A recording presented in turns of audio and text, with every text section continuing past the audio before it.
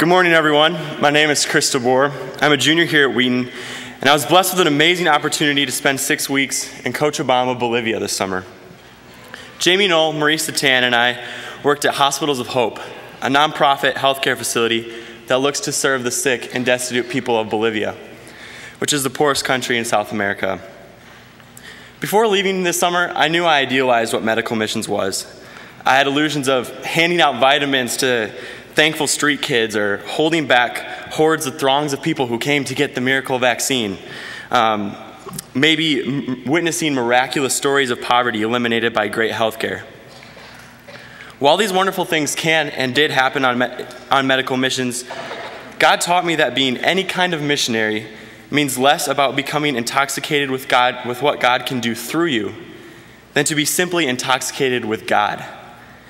In fact, I often felt like nothing positive was being accomplished, especially working at a hospital in a developing country.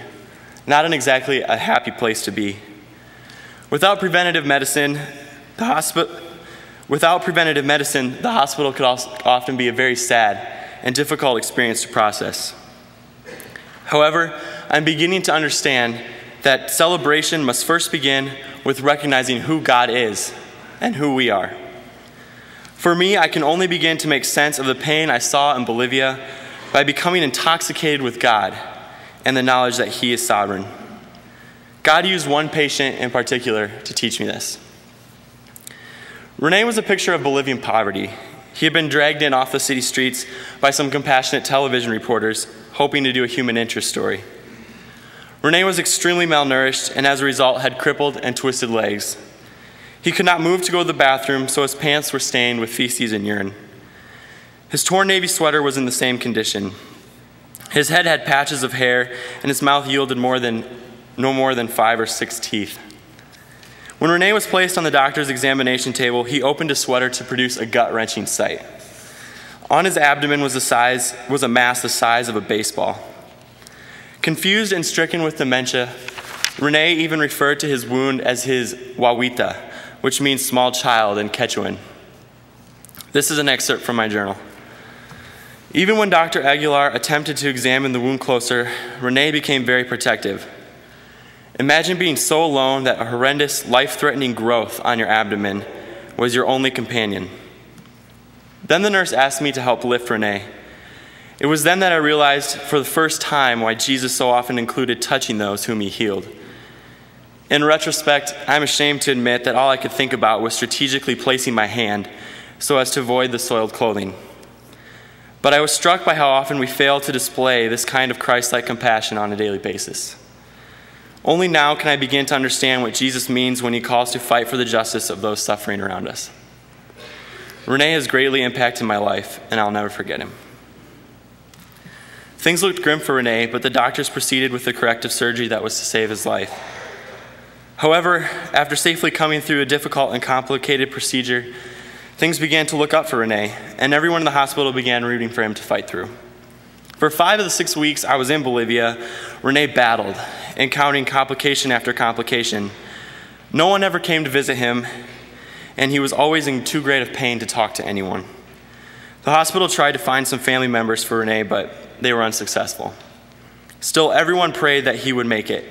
I distinctly remember pleading to God on Rene's behalf, hoping to witness one of the miraculous stories I had fabricated in my head. But God had other plans. After 5 weeks of difficult battle, Rene died. While in Bolivia, I tried to forget about the situation and put it behind me. I was very good at refusing to acknowledge that I had become attached to a patient. After all, that was the professional thing to do, right? But as I have returned to Wheaton, thoughts of Rene have begun to haunt me. Why would God deny the prayers and requests of those hard-working doctors? Why would He allow someone to fall into Rene's situation in the first place? I can understand death in a privileged, industrialized country, but why allow someone who seemed to finally be beating all the social odds to die? I was extremely frustrated that my first step into medical missions was not looking the way I had envisioned it. I'm just now starting to realize that my selfish desire to somehow be part of a success story that I could tell my friends was subordinating God's perfect will to my own twisted perception of how things should have gone. As I now reflect on my time in Bolivia, I am just beginning to recognize that by first focusing simply on the glory of God and taking joy and pleasure in worshiping Him, can I celebrate my entire Bolivian experience, even the scenarios that were and still are painful. I'm beginning to become more and more convinced that to truly be alive in Christ, to truly be intoxicated with Him, means life in Him is full of spiritual mountains and valleys. Oswald Chambers asked this question: look back at your own experience, and you will find that until you learned who Jesus really was, you were a skillful skeptic about His power. When you were on the mountaintop, you could believe anything. But what about when you're faced with the facts of the valley? God has shown me that life with Him is not easy. In fact, He often requires His people to go out of their comfort zone and do difficult things. But I now know that I would have it no other way. I believe this is because I can celebrate in the fact that He is taking me on some marvelous journey, even though it may sometimes be difficult. Therefore, I feel we can all rest in the comfort that although a present valley may be full of trials, it is still good, something I find worth celebrating.